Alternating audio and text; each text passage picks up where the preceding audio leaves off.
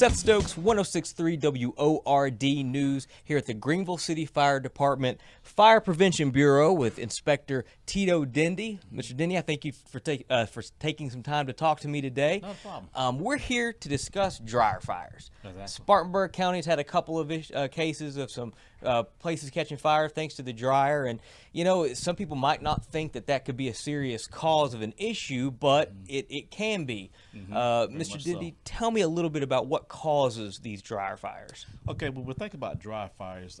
Most people in their homes now probably make washing and drying clothes their daily routine. And out of the dryer fire, I know in 2014 we had over 16,000 dryer fires with a lot of injuries, cost a lot of money, mainly because people don't take the time to maintenance and check their dryers before use. And some very simple tips that people can follow to make sure, to assure that, you know, at least a dry fire can be reduced to its minimum if it's going to be one. And most of the time, a dryer fire happens because we don't clean our lint filter, or we don't check our vent to make sure that it's been cleaned at least annually.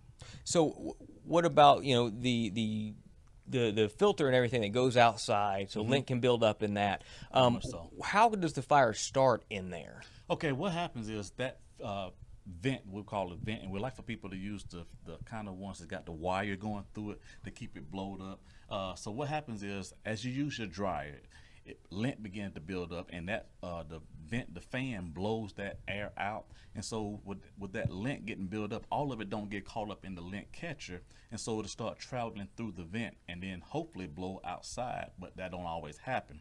It gets clogged up in this vent, and it builds up and builds up until it works its way back to your dryer while your heating elements are. And when that lint gets hot enough, because now the air is not flowing out of the dryer properly like it should, that heat and everything builds up and it ignite the lint that's in that dryer vent. So make sure your dryer vent is cleaned out, your lint trap is cleaned out fairly regularly. And to do that regularly. We always recommend changing your lint filter each time, either before or after you dry a load of clothes. Go ahead and change that lint filter out, no matter how big or small it is.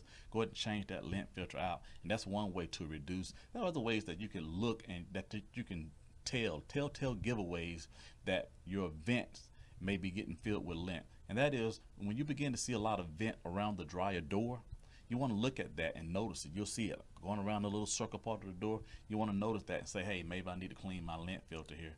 Another way is when your clothes are not drying as often, as quick as they used to.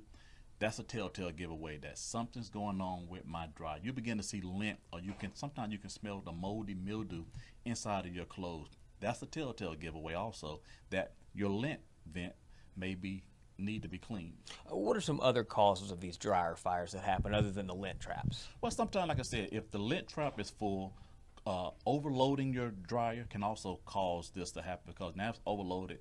The air still has no room to go because your dryer is overloaded, and so it gets really, really hot on the inside, and some fabrics can really, really ignite kind of quick. So you want to just watch that. No, don't overload the dryer. Always go by your manufacturer's recommendations on how to load your dryer, how high not to load your dryer, and you want to follow those recommendations, those instructions that come with your dryer. Are there certain times of day that may be a little bit better for drying clothes, just to make sure to keep that, you know, maybe the heat down a little bit, or maybe that you can be on, you know, on watch for things to happen? Well, if you're looking for power assumptions there, yeah, you can use a certain time of the day. What we always just try to say is never leave your dryer on with your dryer running, which people do that all the time, and then never go to sleep with your dryer on as well. This way, we know you are alert, you know you're at least listening for it, and that way you're home if something were to happen. And if something does happen and they start to see some smoke, first thing they should do is call 911. First thing you do is call 911. Let us get there and diagnose, see what's going on with it. How often do you come across these dryer fires? Is this a common occurrence here in Greenville or in the upstate in general? We have a lot of dryer fires where I wouldn't say a daily routine coming, but we have a lot of dryer fires, yes. Do you find that it happens more during a certain time of year than at other times? No, because people generally use their dryer all throughout the year, and so it's no telltale giveaway on that. But just clean that lint vent out. That lint clean it every time, and just make sure of that, because it can happen at any time. Inspector Dendy, thank you so much for taking some time to talk to me today. Yes, Educate us a little bit on how to prevent these dryer fires, Yes. and hopefully people will be safe when they're doing their laundry. We hope so. Seth Stokes, 1063 WORD News.